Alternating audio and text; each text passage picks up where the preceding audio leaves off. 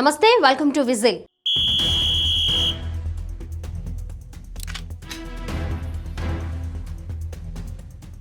కేంద్ర రోడ్డు రవాణా రహదారుల మంత్రి నితిన్ గడ్కరీ కీలక ప్రకటన చేశారు. ప్రస్తుత టోల్ వసూలు విధానంలో మరో ఏడాదిలోపు పూర్తిగా రద్దు చేయబడుతుందని, దాని స్థానంలో పూర్తి స్థాయి బారియర్లెస్ ఎలక్ట్రానిక్ టోల్ వసూలు వ్యవస్థ తీసుకొస్తామని లోక్సభలో వెల్లడించారు.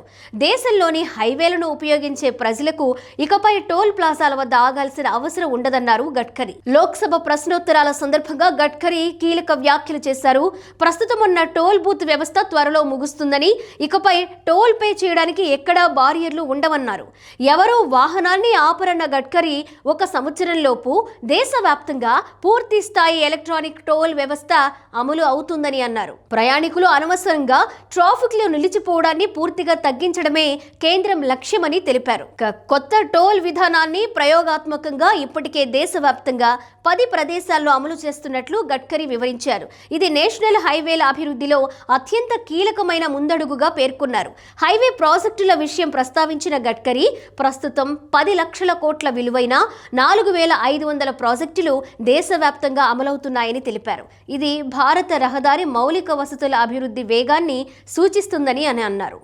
ప్రస్తుతం ఉపయోగిస్తున్న ఎన్ఈటీసీ వ్యవస్థ దేశంలో టోల్ చెల్లింపులను క్రమబద్ధీకరించడానికి national payments corporation of India అభివృద్ధి చేసింది. ఎన్ఈటీసీ ప్రోగ్రాంలో ప్రధాన పాత్ర ఫాస్టాగ్ పరికరానికి ఉంటుంది.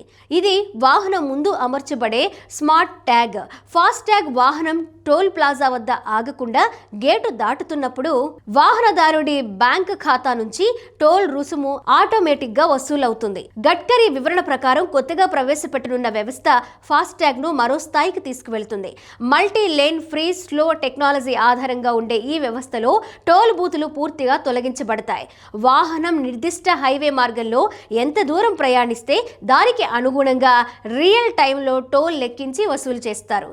ఏఎన్ఆర్పి కెమెరాలు వాహన నంబర్ ప్లేట్ ను రికార్డ్ చేసి టోల్ మొత్తాన్ని కట్ చేస్తాయి. దీంతో ట్రాఫిక్ రద్దీ, ఇంధన వృధా, సమయం తగ్గించి స్మార్ట్ ట్రాన్స్పోర్ట్ వ్యవస్థ వైపు భారత్ అడుగులు వేస్తోంది. ఈ సంస్కరణలతో గంటల సమయం వెయిటింగ్, లక్షల లీటర్ల ఇంధన వినియోగం ఆదా అవుతుందని ప్రభుత్వం అంచనా వేస్తోంది.